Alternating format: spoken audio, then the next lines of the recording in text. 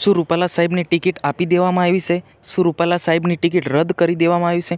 નમસ્કાર મિત્રો, વિડીયોમાં તમારું સ્વાગત છે. સૌથી મોટા સમાચાર આપણને મળી રહ્યા છે. જ્યાં મિત્રો વાત કરવામાં આવે તો સૌથી મોટા સમાચાર આજે આપણને મળી રહ્યા છે. જ્યાં મિત્રો વિડીયો સ્ટાર્ટ કરતાં પહેલાં ચેનલ પર નવા તો ચેનલને સબસ્ક્રાઈબ કરવાનું બિલકુલ ભૂલતા નહીં કે હાલ જો 2024ની ચૂંટણી આવતી હોય ત્યારે ઘણા બધા વિડીયો વાયરલ થતા હોય.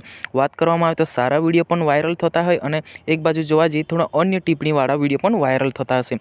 જ્યાં મિત્રો વાત કરવામાં આવે તો આજે આપણે જાણવાના છે કે હાલ જો સોશિયલ મીડિયા પર આખા ગુજરાતમાં હાહાર મચી ગયા છે. યાની કે પરસોત્તમ રૂપાલા લઈને સૌથી મોટા સમાચાર છે. યાની કે ક્ષત્રિય સમાજ દ્વારા એમને ફૂલ વિરોધ કરી રહ્યા છે. આજે રેલી સાથે પરસોત્તમ રૂપાલાની ટિકિટ ભરવા માટે યાની કે ગયા હતા ત્યારે અચાનક ક્ષત્રિય સમાજ અહીંની સભામાં પહોંચ્યા હતા અને એની સભામાં ઘણા બધા લોકો એમનો વિરોધ પણ કર્યો હતો. અને અહીં વિડીયોની મદદથી તમે જઈ શકો છો. જ્યારે ભારતીય જનતા પાર્ટીની એક સભા હતી, એ સભામાં ક્ષત્રિય સમાજ ભેગા થઈને ત્યાં રેલી દ્વારા રૂપાલા હા હાય, રૂપાલાને બંધ કરો, રૂપાલાની ટિકિટ રદ કરો, એવી રીતના નારાઓ લાગી રહ્યા છે.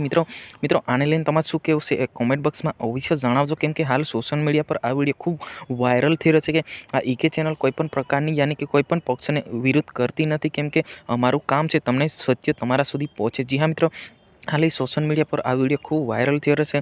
કેમ કે 2024ની જો લોકસભાની ચૂંટણી છે ત્યારે અલગ અલગ પ્રકારની પાર્ટીઓ પ્રસાર કરી રહી છે, એકબીજાને વિરોધ પણ કરી રહી છે. જી હા મિત્રો, વાત કરવામાં આવે તો હાલ જો બનાસકાંઠામાં જો સૌથી મોટા સમાચાર બનાસકાંઠામાં જે આ વિડીયો ખૂબ વાયરલ થઈ રહ્યો છે કે બનાસકાંઠામાં ભારતીય જનતા પાર્ટીની એક સભા હતી યાની કે મિટિંગ હતી. ત્યાં અચાનક ક્ષત્રિય સમાજ આવ્યા હતા, ત્યાં વિરોધ કરી રહ્યા છે. જી હા મિત્રો આને લઈને તમારે શું કહેવું છે કોમેન્ટ બોક્સમાં અવશ્ય જણાવજો. આ હતા આજના સમાચાર. આપણે મળીશું નવા સમાચાર.